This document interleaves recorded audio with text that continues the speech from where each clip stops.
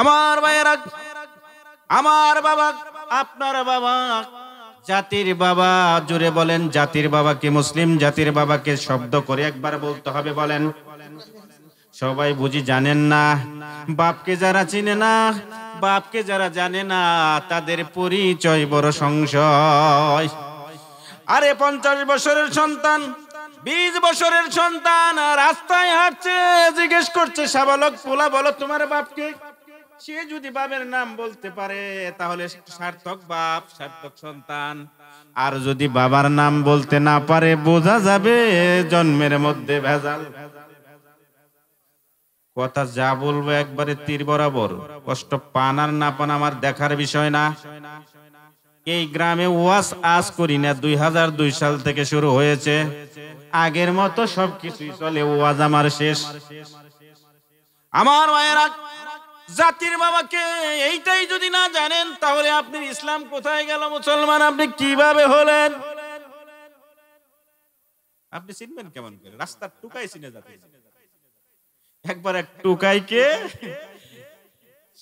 শুনছে যে ওখানে কিছু রিলিফের চাল দিচ্ছে,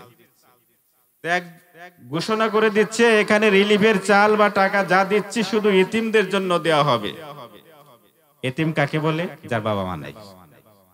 এক টুকাই যে রাস্তায় দাঁড়াইছে, কয়েক লাইনে দাঁড়াইছে, আমাকে সবার আগে দিতে হবে। কেন?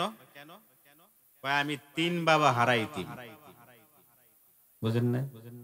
আমি 3 পিতা হারাই ইতিম। তুই আবার কোন ধরনের কথা বললি রে ভাই? আমরা তো জানি সবার 1 বাবা হারায়, আর তুই যে 3 বাবা হারাইলি, এটা কিভাবে সম্ভব? How it possible? ব্যাখ্যা শুনবেন যে কি শুনি। আমাদের 1 নাম্বার বাবা ছিল আদি পিতা আদম আলাইহিস সালাম। তাকে দেখার সৌভাগ্য হয় নাই, তিনি পৃথিবী থেকে চলে গেছেন আমার বাবার জন্মের আগে।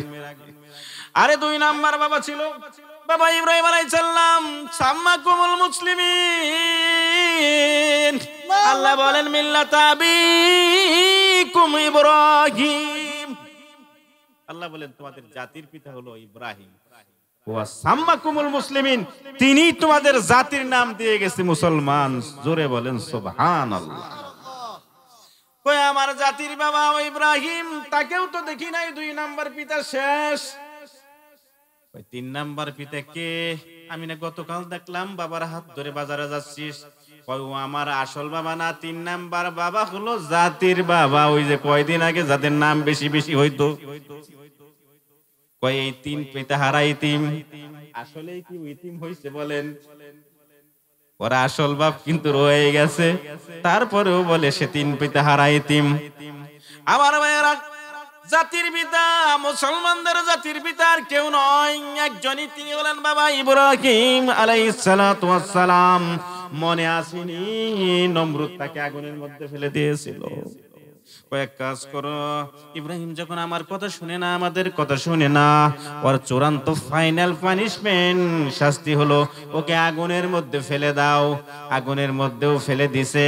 তারপরেও নমরুদকে কি আমার বাবা, আপনার বাবা ইব্রাহিম রব বলে স্বীকার করছে? বলেন। আরে জোরে বলেন, শিরক করছে কিনা? করে নাই। তার মানে শিরকের সাথে তারা আপোষ করে নাই। এজন্যই আল্লাহ রাব্বুল আলামিন বলে দিলেন লা তুশরিক বিল্লাহ। আর আমার নবী জনাবে রাসূলুল্লাহ সাল্লাল্লাহু আলাইহি ওয়াসাল্লাম বলে দিলেন লা তুশরিক বিল্লাহ ইন কুতিলতা আও হুররিকতা। যদি তোমাকে হত্যাও করে দেয়া হয়, যদি তোমাকে আগুনেও জ্বালিয়ে দেয়া হয়, তারপরেও সাবধান, তুমি শিরক করবে না। এত বড় জোরালো কণ্ঠে না করছে, তারপরেও দেখলাম বাবার মাজারে গিয়ে কেউ কেউ বলে বাবা আমারে বাচ্চা দিছে, সন্তান দিছে। জোরে বলেন নাউজুবিল্লাহ। আমি সব সময় বলি বাংলাদেশে ওয়াজটা কম হয়, আওয়াজটা বেশি হয়। ওয়াজ করলে লোকজন থাকতে চায় না। কেন থাকতে চাবে? কারণ তার এইখানে তো আলো না। বলছে আত্তাকাউ হাকুনা আশিরু ইলা সাদরিহি থালাতা মাররাতিন। শুনেন, যদি একটু কয়লার মধ্যে যদি একটু পদার্থ থাকে তাইলে না আগুন জ্বলবে, তাই না? কয়লাই নাই, আগুন জ্বলে কি করে? ওই যে ফুদায় না, কামার রাজানি কি বানায়, হাফড়তে ফু দেয়, যত ফু তত আগুন জ্বলে, কারণ ওখানে আগুন দিয়ে রাখছে। আগুন যদি আগে না দেয়, ও যত ফুই পারুক, কয়লার দোয়া ছাড়া আর কিচ্ছু বের হবে না, ময়লা ছাড়া। ঈমান যদি এখানে থাকে, ওয়াজ শোনার পর ঈমান ভালো হবে, আর ঈমান যদি না থাকে তাহলে ভালো হবে না। লা তুশরিকু বিল্লাহ, শিরক করবা না, নবীজি বলে গেছেন ইন কুতিল তাওহুরিকতা। কিন্তু তারপরেও কি শিরকি বৈঠক আপনাদের এলাকায় বন্ধ আছে? চলছে তো চলছে। আপনারা জান না? জান। ঈমান শেষ। শুনেন, ওয়াজ শুরুর আগে তো একটু বেসিক কথা বলেন, এটি আসল ওয়াজ। মহিলারা তো ওয়াজ বুঝে কম, মহিলারা চায় বিবি হাওয়ার কিসসা কুক, আসিয়ার ঘটনা বলুক, আরে জুলাইকার কাহিনী বললে কথাই নাই, এটা ভালো ওয়াজ হয়েছে। ওয়াজ শেষে যদি চোখ দিয়ে যদি একটু পানি ঢেলে দেওয়া যায়, তাহলে কয় বক্তা একখানা আনছিল, এর মতো জন্মে কোনোদিন ওয়াজ শুনি নাই। কিন্তু আমি মনে করি এটা দুর্বল ওয়াজ। আসল ওয়াজটা অন্য জায়গায়, সেটাই আমরা বোঝার চেষ্টা করি না। ওয়াজ শোনার পর যদি একটু ওয়াজ না হয়, তাহলে কি ওয়াজ হবে? কয়টা কথা বলে নেই। একটা হাদিস, 1 নাম্বার হাদিস বলি, মান্দা আবি দাওয়াতিল জাহিলিয়াতে ওয়া হুয়া মিন জুসাই জাহান্নাম। খেয়াল করবে, যে ব্যক্তি মানুষকে জাহিলিয়াতের দিকে ডাকে, মানে কোরআনের দিকে ডাকে না, কোরআনের বিপরীত দিকে ডাকে, ওয়া হুয়া মিন জুসাই জাহান্নাম, তার অবস্থা হবে কি জাহান্নাম, তার মানে সে জাহান্নামের লাকড়ি হবে।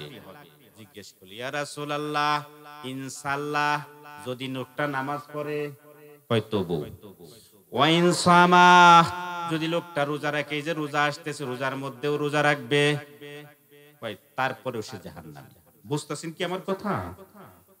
কয় যদি রোজা রাখে, কয় তারপরেও জাহান্নামী। ওয়া ইন জামা আন্নাহু মুসলিম, যদি তাকে দেখে মনে হয় লোকটার চেহারা শুরুতে সব দিক দিয়ে সে মুসলমান, কয় রাসূল বললেন শোনো, যদি লোকটা নামাজ পড়ে, যদি লোকটা রোজা করে, যদি তাকে দেখে ধারণা করা হয় যে লোকটা বোধহয় মুসলমান, কিংবা লোকটা যদি দাবি করে যে লোকটা মুসলমান, নবীজি বলেছেন তারপরেও সে জাহান্নামী। কারণ তিনি বলে গেছেন মান দা বিদাওয়াতিল জাহিলিয়াতি ওয়া হুয়া মিন জুসাই জাহান্নাম। জোরে বলেন নাউযুবিল্লাহ। তাইলে টুপি পরা, পাঞ্জাবি পরা, হুজুরের বেশে যে লোকটা ডাকতেছে, ও যত ডাকি দেখ না কেন, আমার ডাকের মানদণ্ড হবে কোরআন এবং সুন্নাত। কারণ নবীজি বলেছেন তারাকতু ফিকুম আমরাইনে, তোমাদের মাঝে আমি দুটো জিনিস রেখে গেলাম, একটা হলো কিতাবুল্লাহ, আল্লাহর কোরআন, আর একটা হলো সুন্নাত, মানে আমার সুন্নত। নবীজি বলেছেন 4 সুন্নত, এই দুইটা যতক্ষণ পর্যন্ত তোমরা শক্তভাবে ধরে থাকবা, ততক্ষণ পর্যন্ত তোমরা বিভ্রান্ত হবে না। কার কথা? আল্লাহর নবী যে বলেছেন, অতএব যদি কেউ আপনাকে ডাকে, ওর চেহারা আমার চাইতেও ভালো, কাদের বাড়ি চাইতেও ভালো, ফেরেশতার মতো চেহারাও যদি হয়ে থাকে, কিন্তু ডাকটা ইসলামের দিকে দেয় নাই, যদিও নামাজি, যদিও রোজাদার, তারপরেও লোকটা জাহান্নামী। জোরে বলেন নাউযুবিল্লাহ। বুঝে নেবেন, সব কথা খোলাসা করে বলা যায় না, আগেও বলা যেত না, এখনো বলা যায় না। নাম্বার 2 আরেকটা হাদিস বলি, অবাক হয়ে যাবেন। আল্লাহর নবী সাল্লাল্লাহু আলাইহি সাল্লাম বলেন, ইমরান ইবনে হুসাইন রাদিয়াল্লাহু আনহু কাল, আল্লাহর নবী বলেন লা ইউকবালু লিসাহিবিন বিসাহিবি বিদআতিন, কোন বিদআতি ব্যক্তির কি কবুল হয় না। নবী বলেছেন সালাতান ওয়ালা সাওমান ওয়ালা হাজ্জা ওয়ালা যাকাতান ওয়ালা হাজ্জান ওয়ালা উমরাতান ওয়ালা ফারজান ওয়ালা সারফান ওয়ালা আদলান। খেয়াল করে শুনবেন, নবীজি বলেছে সাহেবী, যিনি বিদআতের সাথে জড়িত, যে লোকটা বিদআত করে, যে লোকটা বিদআত করে, ওই লোকটার নামাজ কবুল হয় না, রোজা কবুল হয় না, হজ কবুল হয় না, যাকাত কবুল হয় না, ফরজ কবুল হয় না, নফল কবুল হয় না, সুন্নত কবুল হয় না। এবার আমার প্রশ্ন, বুঝে নিবেন কথাটা, তাহলে বোঝা গেল লোকটা নামাজ পড়ে, লোকটা হজ করে, লোকটা রোজাও করে, লোকটা যাকাত দেয়, লোকটা ফরজ ইবাদত করে, লোকটা সুন্নত নামাজ পড়ে, নফল রোজাও করে। এত কিছু যে লোকটা করে, তারে আপনারা কি মনে করেন মুসলিম না মুসলিম? সে যদি মুসলিম, আমারও তো মনে হয় লোকটা মুসলিম, সবই তো করে, তারপরেও কেন নবীজি বললেন এই লোকটার কোনো কিছুই কবুল হয় না? কারণ তার মধ্যে, কাজের মধ্যে যদি কোনো বিদআত থাকে তাইলে তার কোনো কিছুই কবুল হবে না। জোরে জোরে বলেন নাউজুবিল্লাহ। তাইলে ইসলাম তো সোজা মনে করেছিলাম, সহজ, তাই না? আসলেই সোজা, কিন্তু ইসলামটারে ভাই খুঁজে বের করে নিতে হবে। যে লোকটা নামাজ পড়ে, যে লোকটা রোজা করে, হজ করে, যাকাত করে, সবই করে, তারপরে নবীজি বলছেন তার কোনো কিছুই কবুল হয় না, তাহলে বোঝা গেল লোকটা নামাজি। কথা এই দুইটার উপরে কিছুক্ষণ চলবে, কিন্তু সামনে দেখি আরো ডিটেইলস বলা যায়। আমরা সবাই মরবো নাকি? খালি বৃদ্ধারাই মরবে না, জোয়ানরাও মরবে? এই মাহফিলে একটু হাত তুলে পরীক্ষা নিতে চাই। 2000 লোকের মতো বোধহয় আসছেন, অসুবিধা নাই। একটু হাত তুলে দেখান কে কে বিয়ে ছাড়া। বিয়ে ছাড়া কে আছেন? এই মেয়ে হাত উঁচা করো। ভয় পাইতেছে, দুইটা শিশু বলতেছে আমরা বিয়ে ছাড়া। তোমার বিয়ের বয়স হয়েছে নাকি? তুমি হাত তুলছো? আল্লাহু আকবার। 1000-2 মানুষ এখানে জড়ো হয়েছে। এই 2000 মানুষের মধ্যে 2 জন মাত্র নাবালক আইছে। আল্লাহু আকবার। তাহলে কি আপনি কি মনে করতেছেন একটু কম হয়েছে? বাইরে যারা বাড়িতে বসে আছে ওরা তো ভাবতেছে মাহফিলে কেউ নাই। কে বলছে মাহফিলে কেউ নাই? এখানে অসংখ্য শ্রোতা আছে। শুধু মানুষ আছে নাকি? এখানে ফেরেশতাও শ্রোতা আছে। নারায়ে তাকবীর, আল্লাহু আকবার, নারায়ে তাকবীর, আল্লাহু আকবার, নারায়ে রিসালাত। যাই হোক, আপনারা হতাশ হওয়ার কোনো কারণ নাই। আরে স্লোগান শুনে উঠে গেলেন কেন রে ভাই? ভয় পাইলেন নাকি? ভাইরা আমার, বিয়ালা কয়জন আছেন? এন কেউ কথা বলে না? এহান যদি কেউ কথা না বলেন তাইলে মারাত্মক প্রশ্ন করব, উত্তর কেউ দিতে পারবেন না। আচ্ছা, আপনাদের সন্তানগুলো কোথায় আছে একটু খোঁজ খবর নিছেন? এবার প্রশ্ন হলো ভাইরা, এই যে সন্তান এদিক ওদিক দৌড়াচ্ছে, এর জবাবটা কি পরকালে দিতে পারবেন বলে মনে হচ্ছে?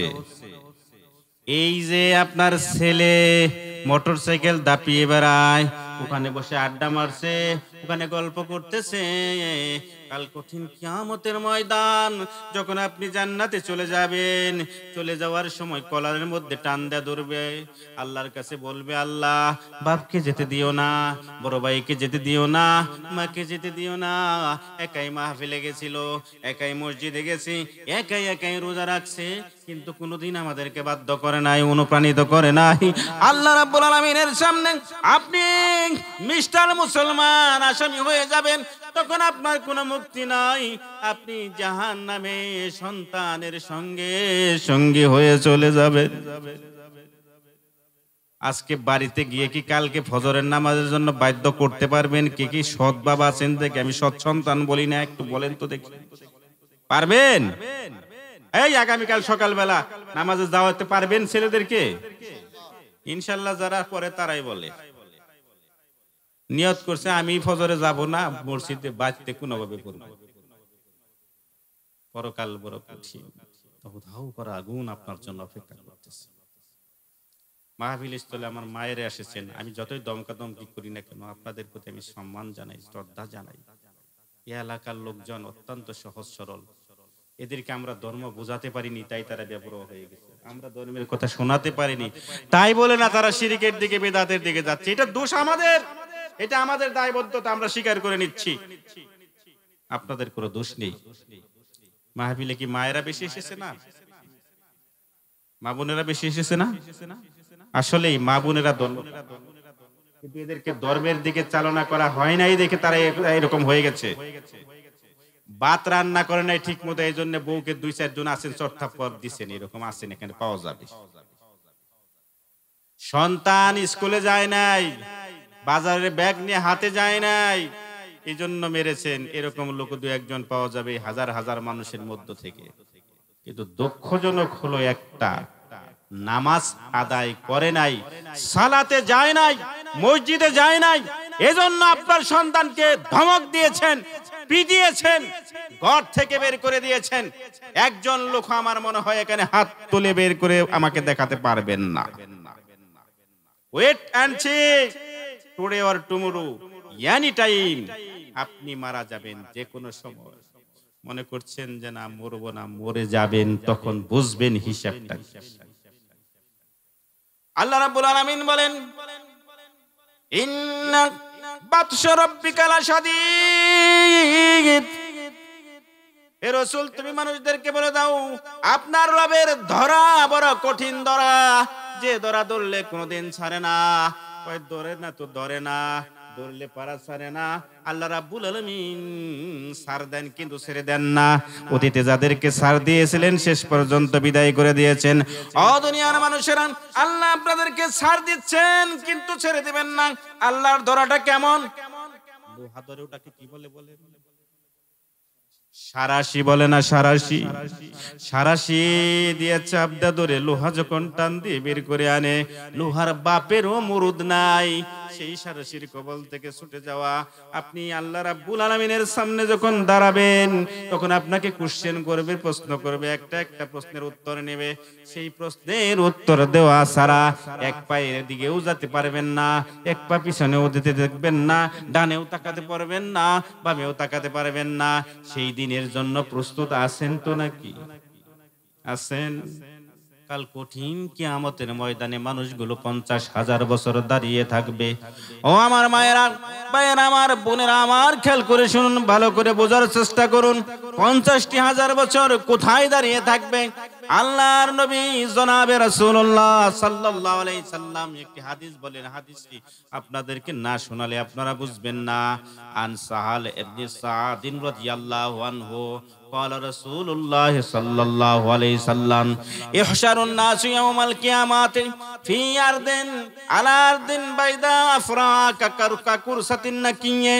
নবীজি বলেন কাল কঠিন কিয়ামতের ময়দানে মানুষদেরকে একটি সমতল ভূমির মধ্যে সবাইকে দাঁড় করে দেবেন, জড়ো করে দিবেন। কয় কেমন সমতল হবে? ওই যে বেলন পিষে রুটি বানালে যেরকম একেবারে লেভেল পজিশন হয়ে যায়, এখানে কোনো কিছু উঁচু নিচু হয় না। আমার ভাইয়েরা, ইসরাফিল যখন সিংহা ফুঁক দিবেন, ফুঁক দেওয়ার পর পৃথিবী এক পর্যায়ে যখন ধ্বংস হয়ে যাবে, কিয়ামতের ময়দান যখন কায়েম হয়ে যাবে, পৃথিবীর বুকে কোনো পাহাড় পর্বত থাকবে না, হিমালয় থাকবে না, মাউন্ট এভারেস্ট থাকবে না, কেউ কারাডাং থাকবে না, লস অ্যাঞ্জেলস কিছুই থাকবে না, লেভেল পজিশন হয়ে যাবে। নবীজি বলেন লাইসা লিয়ালামুল লিআহাদ, কার জন্য কোনো প্রকার গড়ে থাকবে না, কোনো কিছুই থাকবে না, একবারে লেভেল হয়ে যাবে। কয় কেমন লেভেল হয়ে যাবে? আল্লাহর নবী বলেন কাকুরসাতিন নাকিয়ে, একেবারে রুটির মতো হয়ে যাবে। রুটি যেরকম সমান, রুটির মধ্যে কি কোনো উঁচা নিচা আছে বলেন ভাই? কোনো উঁচা নিচ নাই। নবীজি বলেছেন রুটির যেরকম কালার ঠিক সেই রকম কালার হয়ে যাবে। তাইলে সারা পৃথিবী সমান হয়ে যাবে। এই সমান পৃথিবীর মধ্যে দাঁড়িয়ে থাকবে মানুষগুলো। কিভাবে দাঁড়িয়ে থাকবে? আল্লাহর নবী অন্যত্র হাদিসের মধ্যে বলেছেন একটা বুড়ি আঙ্গুলের উপর ভর করে যতটুকু দেওয়া পাওয়া যায় অতটুকু জায়গা পাওয়া যাবে, তার বেশি জায়গা পাওয়া যাবে না। পৃথিবীতে মানুষ তো কম নয়, পৃথিবী তৈরি থেকে পৃথিবী শেষ পর্যন্ত crore crore lakh lakh billion billion trillion trillion মানুষ পৃথিবীতে এসে যাবে। এই মানুষ কি কম? এখন বর্তমানে পৃথিবীর মানুষের সংখ্যা কত? কমপক্ষে 850 কোটি। প্রতিদিনই তো মানুষ মরছে, আবার প্রতিদিনই তো জন্ম হচ্ছে, কিন্তু সংখ্যা দিক থেকে মানুষের সংখ্যা কিন্তু পৃথিবীতে কমছে না, প্রতিদিন বেড়ে যাচ্ছে। জোরে বলেন ঠিক কিনা? আমার ভাইয়েরা, এইভাবে কিয়ামত কখন হবে তার কোনো নিশ্চয়তা নেই। অতদিন পর্যন্ত যত মানুষ পৃথিবীতে আসবে, সবগুলো মানুষ ইসরাফিলের সিংহের ফুকের কি ভিতর দিয়ে কি করবে? পৃথিবীতে সব ময়দানে মাহশরের মধ্যে জড়ো হয়ে যাবে। এত মানুষ জড়ো হবে, এক বিন্দু জায়গা, ওই যে একজন মানুষ দাঁড়ানোর যতটুকু জায়গা, অতটুকু জায়গায় তারা পাবে। উঁচার দিকে তাকিয়ে থাকবে, নিচুর দিকে তাকানোর সুযোগ তারা পাবে না। কিয়ামতের ময়দান সম্পর্কে বলতে গিয়ে আনা আয়েশা সিদ্দিকা রাদিয়াল্লাহু আনহা আল্লাহর নবী জনাবে রাসূলুল্লাহ সাল্লাল্লাহু আলাইহি সাল্লাম বলেন ইউশারুন নাসু ইয়াউমাল কিয়ামাতি হুফাতান উরলান গুরলান। নবীজি বলেন কিয়ামতের দিন মানুষগুলা অন্ধ হয়ে উঠবে, লিংটা হয়ে উঠবে, নগ্ন দেখে, নগ্ন পদে, নগ্ন জনপদে উঠবে। তার মানে কোনো মানুষের গায়ে কোনো প্রকার কাপড় থাকবে না, কোনো পোশাক থাকবে না। আল্লাহর নবীর স্ত্রী আয়েশা সিদ্দিকা রাদিয়াল্লাহু জিজ্ঞেস করলেন ইয়া রাসূলুল্লাহ, আমরা আপনার স্ত্রী, আমাদেরকে যে পর্দার ভিতর আপনি রাখেন, আর পরকালে যদি মানুষগুলো উলঙ্গ হয়ে ওঠে গো আল্লাহর নবী, তাহলে আমাদের দিকে কি মানুষ তাকাবে না? আমাদের চেহারার দিকে কি মানুষ তাকাবে না গো আল্লাহর নবী? কি পানি দিবে না? সবাইকে পানি দিবে নবীজি? নবীজি বলেন লা আসুদ্দুন নাস, আমি মানুষকে ফিরাই রাখবো কামা ইয়াসুদ্দুর রাজুলু মিন হাউজিহি।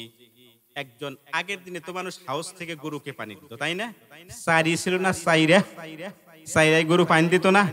গরুর পাল যখন আপনারা নিয়ে আসতেন, আপনাকে গরুর সাথে অন্য গরু কি দু একটা কি আইসা পড়তো, তখন কি অন্যের গরুরে পানি খাইতে দিতেন না নিজের ডারে খাইতে দিতেন? নিজের ডারে খাইতে দিতেন, অন্যের ডা বলতেন যা যা যা। নবীজি বলেন আমি যখন এই হাউজে কাউসার বিতরণ করার চেষ্টা করব, তখন অনেক মানুষ কিয়ামতের ময়দান থেকে আমার হাউজে কাউসারের কাছে আসতে যাবে, আমি তাদেরকে ফিরাইয়া দিব। না না, তোমাদের জন্য না, এটা আর কারো জন্য নয়, এটা উম্মতের জন্য, শুধু আমার উম্মতের জন্য খাস, অন্য কোনো উম্মতের জন্য হাউজে কাউসার নয়। জোরে বলেন সুবহানাল্লাহ। এখন একজনে প্রশ্ন করে ইয়া রাসূলুল্লাহ, ইয়া হাবিবাল্লাহ, এতগুলো মানুষ কিয়ামতের ময়দানে, তখন আপনি কেমন করে চিনবেন যে আমরা আপনার উম্মত? কাইফা ইয়ারিফুনা, কাইফা তারিফুনা, আপনি কেমন করে চিনবেন গো নবী? আমাদেরকে চিনবেন। নবীজি বললেন শোনো রে আমার সাহাবীরা, বড় মারাত্মক প্রশ্ন করেছো, সুন্দর একটা উত্তর দেই। লাকুম সিমাউন লাইসাতুল উমামিল লিয়াহাদ, তোমাদের একটা বিশেষ চিহ্ন থাকবে যেটা অন্য কারো উম্মতের জন্য থাকবে না। কি চিহ্ন থাকবে গো আল্লাহর নবী? ওয়াই গুররাল মুহাজ্জিলিনা মিন আসরিস সুজুদ, তোমরা যে নামাজ আদায় করবা, নামাজের সময় যে ওযু করবা, এই হাতটা চকচক করতে থাকবে। সুবহানাল্লাহ বলেন। তোমরা যে মুখের মধ্যে পানি দেবা, মুখটা কিয়ামতের ময়দানে চকচক করতে থাকবে। তোমরা যে পাটা ধুবা, পাটা চকচক করতে থাকবে। তোমরা যে মাসা করবা, মাথা কিয়ামতের দিন চকচক করতে থাকবে। সুবহানাল্লাহ বলেন। কয় কোটি কোটি মানুষ যদি কিয়ামতের ময়দানেও থাকে, আমি আমার উম্মতদেরকে দেখে চিনে ফেলবো, এরাই আমার উম্মত। জোরে বলেন সুবহানাল্লাহ। তাইলে ওযু তো করতে হবে নাকি? দিনে 5 বার ওযু করতে হবে কিনা বলেন? ওযু যদি 5 বার করেন তাহলে এই হাত চকচকে থাকবে। ওযু যদি 5 বার করেন মুখ চকচক করবে। ওযু যদি আপনি 5 বার করেন পা চকচক থাকবে, মাথা মাসা করলে চকচক থাকবে। তাইলে হাউজে কাউসার মিলবে, নচেত হাউজে কাউসার মিলবে না।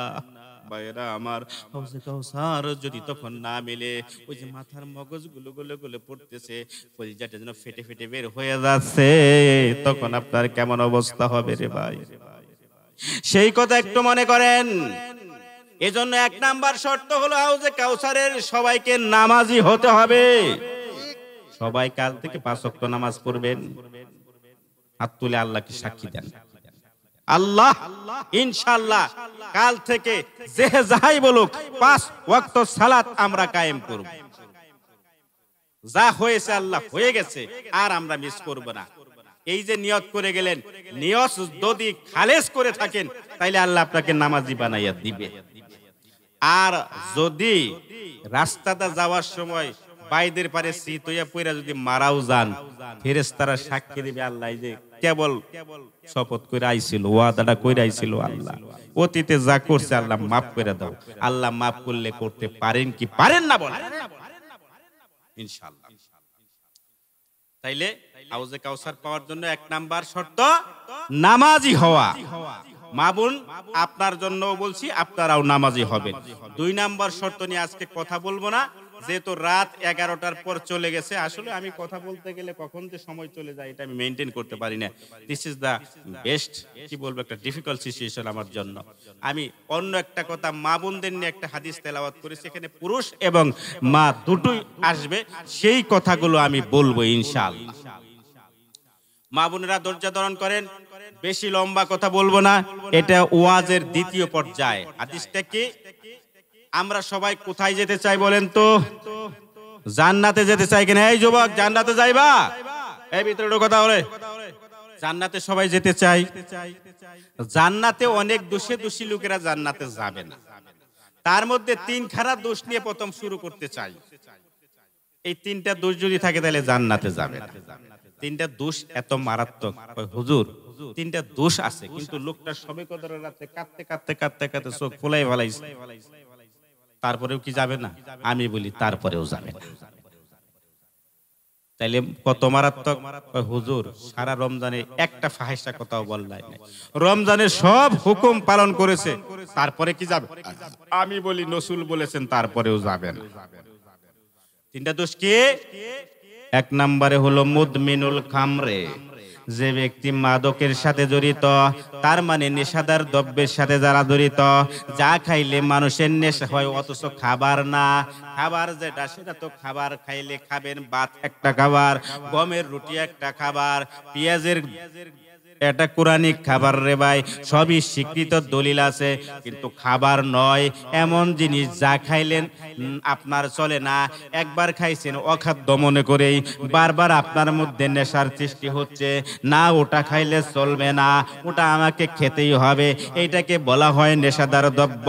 আল্লাহর নবী বলেন সালাসাতুন কাদ হারামাল্লাহু আলাইহিমুল জান্নাহ, 3 শ্রেণীর ব্যক্তির জন্য জান্নাত হারাম, ওরা জান্নাতে যাবে না। ভাই 3 শ্রেণীর লোক বলতে অনেকগুলো ক্যাটাগরির ওয়াজ এখানে করা যায়, 3 শ্রেণী বলতে অনেক কথা বলা যায়, আমি এই দুটোর মধ্যে থাকতে চাই। আল্লাহর নবী বলেন মুদমিনুল খামরে, যে নেশাদার দ্রব্য পান করে জান্নাতে তার জন্য হারাম। সবে কদরের রাতে ইবাদত করলেও তার ইবাদত কবুল হয় না। সাপোজ ধরে নেন কেউ যদি মদ খায়, হেরোইন খায়, টক্সিস খায়, বা যা আছে রে ভাই বাবাটা বা উগলার নাম প্লাইভানে জান আমরা জানি না, কেউ যদি এটা খায়, যদি তাওবা না করে ছেড়ে না দেয়, তাইলে তার আল্লাহ রাব্বুল আলামিন তার জন্য জান্নাত হারাম করে দিয়েছেন। আমাদের দেশে জর্দাও খায়, পান খায়, বিড়ি খায়। পান আপনি খান, শুধু গাছের পাতা খেতে পারেন, কোনো সমস্যা নাই, কিন্তু এই যে কাঁচা জর্দা যেটা খান রে ভাই, তামাক, তামাক কি শরীরের জন্য উপকার না ক্ষতি? বলেন যে ক্ষতি যারা, সেটা ইসলামী নিশ্চিত করছে। তামাক যারা খাবে, জর্দা যারা খাবে, শাহজাদি জর্দা, বাবা জর্দা, এইগুলা তারে যে যদি কও বউ তাড়াতাড়ি বাইতে চলো, মারবো না আদর করবো, কারণ সন্দেহ করছেন যে আমার বউর মতোই তো হয়।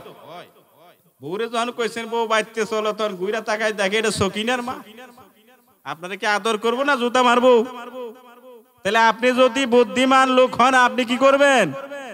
আগে সামনে যা দেখবেন যে আমার লোক কিনা, তাইলে না হাতে ধরতে পারেন, সন্দেহ করে কিছু করা যাবে না। আমার ভাইয়েরা, ইয়াং জেনারেশন যারা মাদকের মধ্যে দিন দিন ঝুঁকে পড়ছে, তারা মাদককে তারা আর কিছু মনে হয় না, ওটার নাম দিছে বাবা, ফেন্সিডিল, কত কিছু নাম দিছে। ভাই শোনো, এই হাদিসটা বলি, দ্বিতীয় পয়েন্টে যাব। নবীজি সাল্লাল্লাহু আলাইহি সাল্লাম বলেছেন, আন আব্দুল্লাহ ইবনে উমর রাদিয়াল্লাহু আনহু, আল্লাহর নবী সাল্লাল্লাহু আলাইহি সাল্লাম বলেন, শুনেন ভালো করে শুনেন, মান শারিবাল খামরা, যে ব্যক্তি একবার মাদক খাইলো, একবার মাদক খাইলো, নবীজি বলেন লাম ইকবালু লাহু সালাতান 40 সাবাহান, 40 দিন পর্যন্ত তার নামাজ কবুল হয় না। জোরে বলেন নাউজুবিল্লাহ। একটা লোক বলে ইয়া রাসূলুল্লাহ, ওয়াজ শোনার পর একটা লোক যদি তওবা করে আর কোনোদিন খাবো না, আল্লাহর নবী বলেন তাবাল্লাহু আলাইহি, আল্লাহ তার তওবাকে কবুল করে নেন। জোরে বলেন আলহামদুলিল্লাহ। এবার লোকটা কয়দিন যেতে না যেতে আবার 15 দিন পরে আবার ঠিকই খাওয়া শুরু করে দিয়েছে। লোক নবীজি বললেন, দ্বিতীয়বার যে মদ খাইবো, আল্লাহ রাব্বুল আলামিন 40 দিন পর্যন্ত তার নামাজ কবুল হবে না। এক সাহাবী কয়, ইয়া রাসূলুল্লাহ, যদি 15 দিন খাওয়ার পর লোকটা যদি আবার তওবা করে, তাইলে তার হুকুম কি? কয় নবীজি বলেন তাবাল্লাহু আলাইহি, আল্লাহ রাব্বুল আলামিন তাকে maaf করে দেবে।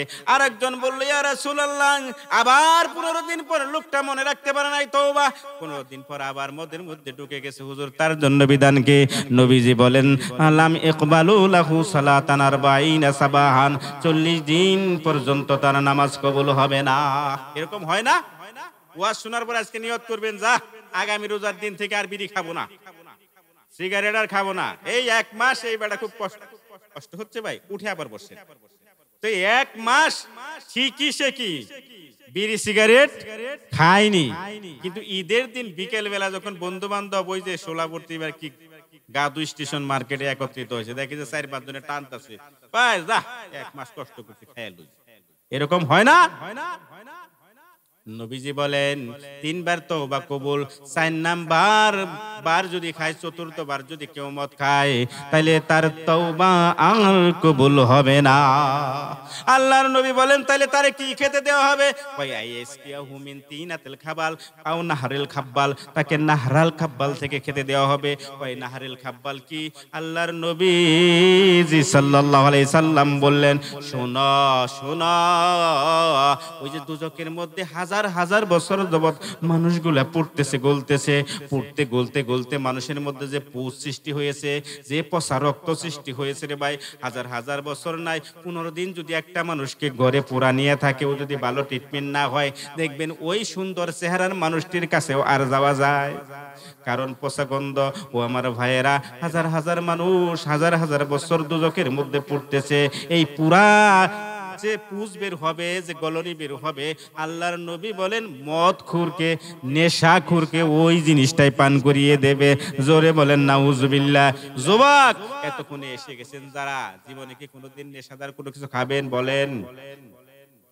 রাত্রিবেলা আবিজিবিকে মাতলামি করতে করতে রাস্তা পার হবার যে গাড়ির নিচে পড়ে দুবাই যে মারা গেছে, ওই একবার খেতে যায়। তুমি যদি মনে করো যে একবার চেক করে দেখবো, তুমিও চলে যাবা। কাজেই মদ খাওয়া যাবে না। মদের ন্যায় যা আছে, নেশাদার দ্রব্য যারা আছে, জর্দা, পান, বিড়ি, গুল, এগুলা সব এড়িয়ে চলুন। হুজুর থাকা হারি না। ওই মিয়া, আপনি যদি পুরুষ পোলা হন, একবার নিয়ত করবেন, দেখবেন পেরে যাবেন। 2007 সালে আমার যখন প্রথম বেবি হয়, তো ডাক্তারের কাছে বউরে নিয়ে গেছি। আমার চেহারা দেখো তো টুলটুলা চেহারা। কই তুমি কি লবণ টবণ খাও নাকি? কই খাই, মানে ওইটাই তো খাই। তার মানে কয় বাদ প্রথম দাওয়াতটা হতে বা যে কোনো জায়গায় দিলে আগে লবণ জায়গা জায়গায় প্লেটের চারিদিকে ভালো করে নিয়ে আনুই, তারপরে খাই। কয় তুমি তো বাদ দিতে পারবা না তাইলে? কয় হ্যাঁ তাও পারো। কয় বাদ দিতে পারবা লবণ? বললাম বলে গেলাম আর কোনোদিন টোকা লবণ খাবো। ওই সেদিনই বলেছিলাম, এখন পর্যন্ত প্লেটের কোনায় কোনদিন লবণ যায়নি। তাহলে আমার সাথে লবণ কুরকি আর কেউ ছিল নাকি? আমি তো বই হইছি। কারো যদি স্বভাব থাকে বাদ দিয়ে দেন, পরকালে মুক্তি পেয়ে যাবেন। সবাই বলেন আমিন।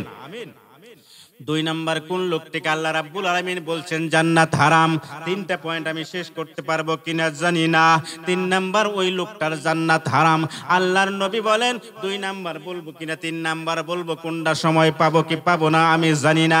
আল্লাহর নবী বলেন 3 নাম্বার ব্যক্তি দিয়ে আমি প্রথমে শুরু করতে চাই। সংক্ষিপ্ত কথা বলবো ভাইরা আমার, মায়েরা রাগ করবেন না, এটা আপনাদের ওয়াজের ব্যাপার এখানে রয়ে গেছে। আল্লাহর নবী বলেন আদ-দাইয়ুসু আল্লাযী ইয়াকিরু ফি আহলিহি বাসা, ওই দাইয়ুস ব্যক্তি যার পরিবারের মধ্যে অশ্লীলতা চলে কিন্তু মালিক সেটার প্রতিহত করে না। অশ্লীলতা চলে, খেয়াল করে শুনবেন, অশ্লীলতা চলে কিন্তু বাড়ির মালিক সেটা প্রতিহত করে না। নবীজি বলেছেন এই লোকটার জন্য জান্নাত হারাম। এবার আমি আপনাদেরকে প্রশ্ন করতে চাই, ডিশ লাইন বাড়িতে নাই এমন কোন বাড়ি আছে বলেন? এই 2-1 জন আছে। ডিশ লাইন চলে না, বাড়িতে টেলিভিশন চলে, সবকিছুই চলে। টেলিভিশনের মধ্যে ভারতীয় চ্যানেল আছে কি আছে না বলেন? ইন্ডিয়ান চ্যানেল ছাড়া এই দেশে চ্যানেল চলে না। ইন্ডিয়ান চ্যানেলের মধ্যে সবগুলো নায়িকারা যখন অভিনয় করে, বোধহয় সবগুলা বোরকা পইরা করে।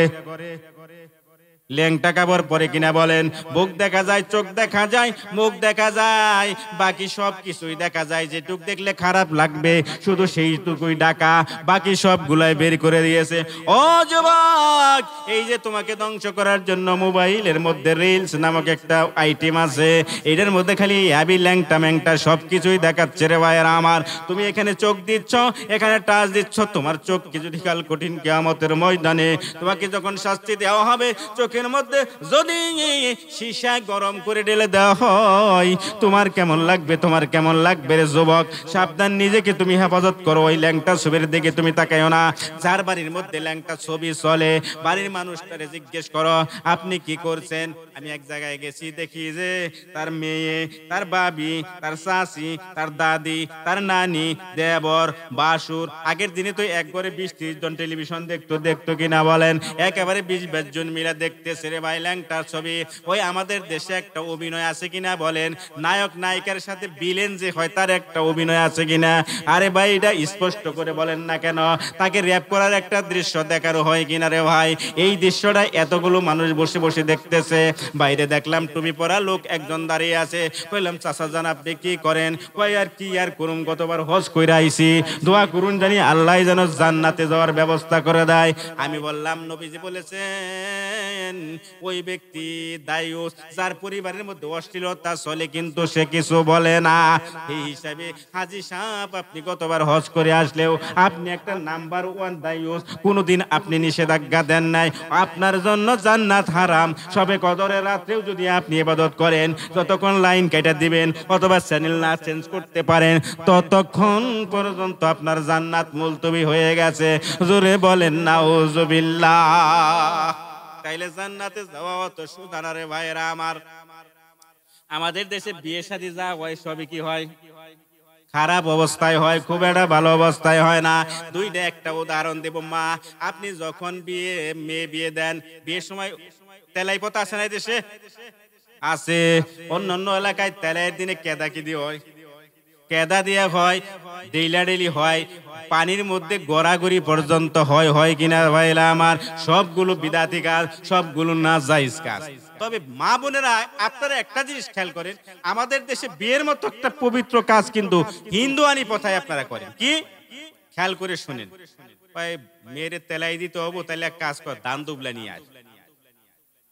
দান দুবলা নিয়ে আয়, 22 গাড়ের পানি নিয়ে আয়। কিন্তু আপনি যে এই যে 32 প্রকার গাছ গাছলাই না দান দুবলাই না যে বরণ করতেছেন, এই বরণ করা এটা বিদআত না, যে শিরক। এই শিরক যারা করবে তার জন্য জান্নাত হারাম।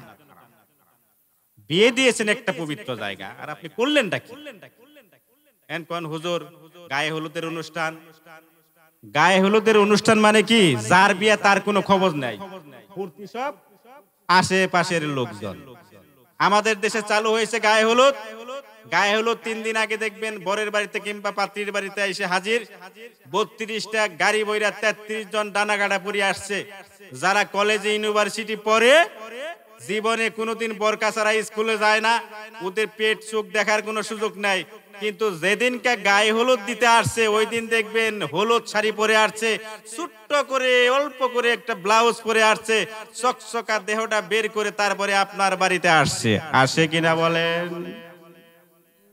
যার বাড়ি থেকে এই যে তন্নি বয়সী মেয়েরা 14, 15, 22 বছরের যুবতী বেপরদায় শরীর দেখায়া বের হয়ে এখানে আসলো, আর উনি মসজিদে বসে বসে তাহাজ্জুদ পড়তেছেন, আপনার তাহাজ্জুদের বিন্দু মাত্র দাম নেই, কারণ আপনি দায়ুস। কথা মনে রাখবেন। তাহলে নাতি নাতনি ভাই বাস্তি যেগুলা আছে গায়ে হলুদের অনুষ্ঠানে দিতে যাওয়া যাবে না। বাড়িতে আসলে ভালো করে রান্না বান্না করে খাওয়ানো জরুরি না, করবেন না। পর্দাপর্শিতা নিয়ে যদি কেউ আপনার মেয়ের বাড়িতে কেউ আসে দেখার জন্য, কোনো পর্দার লঙ্ঘন হচ্ছে না, জায়েজ, ভালো করে আদরকে যত পারেন খাওয়াবেন। তো হুজুর গায়ে হলুদ কি জায়েজ না? এবারে একটা প্রশ্ন। হ্যাঁ, গায়ে হলুদ জায়েজ, কিন্তু শরীয়ত যেভাবে বলছে সেইভাবে জায়েজ। শরীয়তটা কি? হলুদ একটা প্রাকৃতিক জিনিস ভাই, এটা গাছ গাছ। এইটা বাইটা মানে কনে যদি মনে করে যে আগামীকাল বিয়ে হবে, একটু সুন্দর হই, বাবিরা নিয়ে বাইটা দিল, বোনে নিয়ে বাইটা দিল, মুখের মধ্যে নিজের মুখেই নিজে কি করলো, দিতে লাগলো। অথবা পর্দার ভিতরে যাওয়ার যেন যেন দিবার মন নয় দিল, কেউ দেখলো না, জায়েজ। বুঝে নিবেন। প্রমাণ আন আব্দুল্লাহ ইবনে আউফ রাদিয়াল্লাহু আনহু, একদিন নবী সাল্লাল্লাহু আলাইহি সাল্লামের কাছে গেলেন। রাআন নবী সাল্লাল্লাহু আলাইহি সাল্লাম সুফরাতিন মিন আসারিল সফরে, রাআ মিন আসারিল সফরে। হাদিসটা এরকম যে নবী সাল্লাল্লাহু আলাইহি সাল্লাম আব্দুর রহমান ইবনে আউফের গায়ে হলুদের দাগ দেখতে পেলেন। জিজ্ঞেস করলেন ব্যাপার কি আব্দুর রহমান ইবনে আউফ, তোমার গায়ে হলুদ কেন? কয় রাসূল গত রাতে আমি বিয়ে করেছি। সুবহানাল্লাহ বলেন। কয় মাশাআল্লাহ, বিয়েই যখন করেছো আউলিম ওয়ালাউ বিশাতেন, যদি তোমার সক্ষমতা থাকে একটা ছাগল জবাই হলেও তুমি কি করে দাও, ওলিমা করে দাও। সুবহানাল্লাহ। তাই গায়ে গায়ে হলুদ জায়েজ। জায়েজ কোন শর্তে? নিজের গায়ে যেখানে মন চায় সেখানে মাপতেছে। আমাদের দেশে তেলাই দেওয়ার সময় দেখবেন একজন যুবতী নারীকে 4-5 জন বাবির আমিনা গোসল করে পেটের নিচ দেয়, এন্দা এন্দা হাত দেয়, তাই না? না জায়েজ, বিলকুল হারাম। কোন যুবতী মেয়ের গায়ে অন্য কোন যুবতী মেয়েও হাত দিতে পারবে না, এটা ইসলাম। শুনুন, এখন জামাই বাবা যে গোসল দিতেছে ওটা কি হবে? ওটাও তাই। জামাইও যদি মনে করে যে আমি কিছু হলুদ দিয়ে একবার মাইকা ডেকে হলুদ দিয়ে যাবো, নো প্রবলেম, সমস্যা নেই, কিন্তু ওর গায়েও কোনো অন্য পুরুষ হাত দিতে পারবে না। কারণ পুরুষ মহিলাকে আল্লাহ এমন ভাবে বানাইছেন ছোঁয়া দেওয়া মত আগুন জ্বলে ওঠে। ঠিক আছে কিনা? আপনাদের সমস্যা হচ্ছে, এগুলো জরুরি কথা না? জরুরি কথা, এই জন্যই বলছি। হায়াত কার কয়দিন জানি না, আবার কবে আসবো তাও বুঝি না, নাও আসতে পারে, এই জন্য বলে যাই। শোনেন, মহিলা যুবতী মহিলা দুইজনে এক ল্যাপের নিচে উইদাউট পর্দা ব্যতিরেকে থাকা যায়। কোন হুজুর দুই বোনে যদি থাকে তাও নাই, কয় দুই ভাইয়ে যদি থাকে তাও নাই। কথাটা গভীরতা কিন্তু বুঝে নেবেন আপনি, কত গভীর। এক ভাই আরেক ভাই সহদূর, তারপরেও একই ল্যাপের নিচে পর্দা ছাড়া মানে পার্টিশন ছাড়া দুই ভাই থাকা ইসলাম জায়েজ করে না, দুই বোন থাকা ইসলাম জায়েজ করে না। কারণ এখানে ফিতনার সংখ্যা আছে। তাহলে এই শীতের রাইতে বাড়তে মাত্র লেফ একটা, তারপরে দুই মেয়ে একসাথে থাকতে পারবে না, দুই ভাই একসাথে থাকতে পারবে না। তাহলে এই মেয়েদের গায়ে আরেক মেয়ে গায়ে হাত দেওয়া কি জায়েজ? এই ছেলের গায়ে আরেক ছেলে হাত দেওয়া কি জায়েজ? নাই। মা বোনেরা, এই জাতীয় কর্মকাণ্ড থেকে বিরত থাকুন। যার ফ্যামিলিতে এই জাতীয় কর্মকাণ্ড ঘটবে, বিয়ের নামে, ওলিমার নামে, ইটার নামে, উটার নামে, ওই বাড়ির লোক যদি 42 বছরে 43টা হজ করে, তারপরেও লোকটা সম্পর্কে নবীজি বলেছেন এটা দায়ুস, এর জন্য জান্নাত। হুজুর চুল ওটা কেমনে করে এত কঠিন করে ফেললেন কেন? আমরা কি চলি না নাকি ভাই? আপনারা কি আমার সাথে ভালো করে চলেন? আমাদের সাথে ভালাইলে চলেন নাকি? আমরা যা খাই যা পড়ি ওগুলা অনেকেই দেখেন, গল্প করলাম না, অনুপ্রেরণা দেওয়ার জন্য বলছি, সাবধান হয়ে যান। বিয়ের বাড়িতে গেট হয় না, গেট সাজান আপনারা। সামাজিক কালচার গেট সাজাবেন কিনা ওটা আমি এখন বলবো, সাজাইলে সাজাতে পারেন একটা অভিবর্ণন দেওয়ার জন্য। কিন্তু আমার প্রশ্ন হলো, আগে যখন বরযাত্রী বিয়েতে যেত, ধরে নিয়ে যেত কে? জামাইকে তার দাদা, তার নানা, মুরব্বীরা দৌড়ে নিয়ে যাইতো যে পোলারে কুরবানি দিবার নিয়ে যাইতো। তাই এখন যখন বিয়েতে আপনারা যান, মুরব্বীরা সবার পিছনে, জামাইরে ধরে নিয়ে যায় শহর থেকে 2 ডাকাত মার্কা বন্ধু হয়েছে তারাই, তাই না? ওদিকে বিয়ের বাড়ির সামনে দেখবেন একটা গেট সাজিয়ে রাখছে, সেই গেটের মধ্যে সাজাইছেন ভালো কথা, কিছু পান দেয়, বিড়ি সিগারেট দেয় কিনা জানি না, শরবত টরবত রাখে। আচ্ছা, গেটের সামনে যে দাঁড়াইছে এটা কি ছেলে মানুষ দাঁড়ায় না মেয়ে মানুষ দাঁড়ায়? আচ্ছা, বাড়িতে কালা মেয়েও আছে, সুন্দর মেয়েও আছে, আপনি আমাকে বুঝাইয়া বলবেন কালাটা দাঁড়ায় ওখানে না সুন্দরটা দাঁড়ায়? সুন্দরটা দাঁড়ায়। সুন্দরের মধ্যে আবার পার্থক্য আছে, গ্রামের এক সুন্দর, শহর থেকে এসি করতে গেলে আরেক সুন্দর। শহর থেকে মামাতো বোন খালাতো বোনেরা আসছে, ওরাও দাঁড়াইছে, আর এই গ্রামেরটা দাঁড়াইছে। বলেন তো কোনটাতে সামনে দাঁড়ায়? শহরের দা বুঝে বেশি, ওর দাপট বেশি, উজার সামনে দাঁড়ায়। একটা কম বয়সী আর ওটা বুড়ি বয়সী, যারা দেখছে টসটসা ওইটা, আর একটা যেটা দেখছে একটা ঝুলমুলা ওইটা। এই ঝুলমুলাটা দাঁড়ায় না টসটসাটা দাঁড়ায়? মা বোনেরা কয় হুজুরের ওয়াজ এতক্ষণ ভালোই লাগবে, এগুলা কি কয় হুজুর? বেশ শরম, এই তো বলবেন। টলটলাটা দাঁড় করালেন আপনি ওখানে। আরে আপনার সখীপুর বাজারের এক বিয়েতে আসছি আমি, হুজুর আমি তো আবার চুপ থাকা পারি না, দেন না নেতার এলে সান্না সান্নি বলে দিই, এরকমই বলি, কিছুই তো হয় না। তো গেছি যা দিয়ে এরকম, ওই যে 2 জন ধরে নিয়ে গেছে, যাইয়া কইতাছে তোমার গেটের দাম কত? কথাটার মধ্যে এটা ওঠে, তোমার গেটের দাম কত? আসলে কি তাই বলছে? বুঝে নিয়েন। তো ঝগড়া তো বেঁধে গেল কিছুক্ষণের মধ্যে। আজকে জানি কোন এক চ্যানেলে দেখলাম 1000 10,000 টাকার দামে গেড়ে খুললো, এরকম একটা কথা স্লোগান দিয়েছে বাড়িটা। তো ঝগড়া বাজছে, এক পর্যায়ে ফিতা কাটাকাটি নিয়ে কি একটা গ্যাঞ্জাম বাজলো বুঝলাম না। ওদের মুখের মধ্যে দিল ওই যে শরবত মরবত দিল দিয়া, ওরা ওগো কি দিল এটা বৃষ্টি কারবার বলা যাবে না। পাশে এক মুরব্বী দাঁড়ায় রয়েছে, গেলাম চাচা মিয়া বাড়ি কার? কয় আমার বাড়ি। কয় না আপনার বাড়ি। কয় আমার বাড়ি। কয় বিয়ে কার? কয় আমার নাতিনের বিয়ে। কয় এখানে কিছু হচ্ছে এটা দেখছেন না? কয় পোলাপানি একটু ফাই ফুর্তি তো করবোই আজকে। বললাম কি করছেন? কয় চাকরি শেষ করে গতবার হজ করছেন। হজ আপনি করতে পারেন কিন্তু আপনি আপনার জন্য জান্নাত কেন ফিরান? তাইলে এই সব কর্মকাণ্ড কি? সব দায়ুসি কর্মকাণ্ড। মা বোন ভাগ্নি যারা আছেন তারা বলি, আপনি আপনার মেয়েকে যদি গেটে দাঁড়ানো থেকে বিরত না রাখেন তাহলে আপনি দায়ুসি। বাপ শুধু দায়ী না, যে মা তার মেয়েকে গায়ে হলুদের পেট বের করে শাড়ি পরা থেকে বিরত রাখতে পারেননি তিনি দায়ুস। গেটে থেকে দাঁড় করানো থেকে দাঁড়াতে পারেননি তিনি দায়ুস। আমার গ্রামের পাশে এক বিয়েতে গেছি রমজান মাসের দিন, তো ইফতারের আগে গেছি, এটা বলছি বোধহয় একদিন। তো বললাম মানে বিয়ে নিয়ে সবাই ব্যস্ত, বললাম আমি একজনে অন্তত 2টা খেজুর নিয়ে আসেন আমি ইফতার করি। ঘরের ভিতর থেকে একজন লোক কইতাছে, এক মহিলা বলে কয় নাম্বার হুজুর নিয়ে আইছো? বিয়ের মধ্যে রোজা রাখছো। বলেন তো রোজার দিনে বিয়া, রোজা ভঙ্গ করা যায়? কিছুক্ষণ পরে খেজুর একটা নিয়ে আসছে, পরে খাইতে দিল। পাশে ওই যে সাগরনা বলতে একটা জিনিস দেয় না বিয়েতে, মঞ্চ করছে, জামাই বাবাজি বসছে, ওর সাথে 5 জন ডাকাত বসছে। ডাকাত বুঝেন তো? ওইখানে দেখলাম খাবার নিয়ে আসছে আমার পাশে।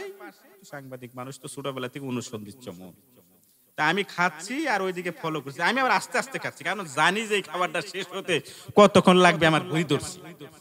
দেখলাম 9-10 পড়ুয়া এক মেয়ে ওই খাবারটা দিতে যে কি জানি করতে গেল, হয়তো জামাই খাইতেছিল, টাকা দেয় নাই, খাস করে ওইটার মধ্যে ধরছে, জামাইয়ের হাতে ধরছে। জামাইয়ের লোকের ডাকাত 5-6 জন যেটি আছে ওই 2 মেয়ের হাত ধরে বসে আছে। ওরাও ছাড়ে না, ওরাও ছাড়ে না, কেউ কাউকে ছাড়ছে। তা আমি অনেকদিন পরে বললাম, এই মেয়েগুলা কার? কয় আমার। কয় দেখেন না হাতে ধরে বসে আছে, ছাড়ে না। কয় 300 টাকা দিলেই তো ছাইরা দেয়। আস্তাগফিরুল্লাহ। আমি বললাম আপনার মেয়ের প্রতি ঘন্টার জন্য কয় টাকা করে নেবেন? 300 টাকার জন্য 30 মিনিট ধরে থাকতে দেয় বলেন? লজ্জা তো এভাবেই দিলাম। পাশে এক হুজুর দাঁড়ায় রয়েছে, ওই বাড়ির মালিক। কি করছেন? কয় না কি আর করুম, তাবলিগ করি। তাবলিগ আপনি করতে পারেন, আপনার বাড়িতে বিয়ের অনুষ্ঠানে অশ্লীলতা হচ্ছে, আপনি কিচ্ছু বলছেন না, আপনি একটা দায়ুস। এবার দায়ুস বুঝে গেছেন কাদেরকে বলে? আল্লাহর নবী বলেছেন সালাসাতুন কাদ হারামাল্লাহু আলাইহিমুল জান্নাত, 3 শ্রেণীর ব্যক্তির জন্য জান্নাত হারাম। নবীজি বলেন যারা মাদকের সাথে জড়িত থাকবে, নেশাদার দ্রব্য খাবে, তাদের জন্য জান্নাত হারাম। নাম্বার 3 আল্লাহর নবী বলেন যার পরিবারের মধ্যে অশ্লীলতা চলে কিন্তু মুরব্বীরা কিছু করে না, বাড়ির মালিক ফিরাইয়া রাখে না, প্রতিরোধ করে না, আল্লাহর নবী বলেন এটাও জান্নাতি না, এটাও দায়ুস, এটা জাহান্নাম, এটা জাহান্নামী, এর জন্য জান্নাত হারাম। আমার ভাইয়েরা আমার 2 নাম্বার কার জন্য জান্নাত হারাম? বড় মারাত্মক কথা বলছে ভাইয়েরা আমার, মায়েরা আমার, বোনেরা ভালো করে শুনেন।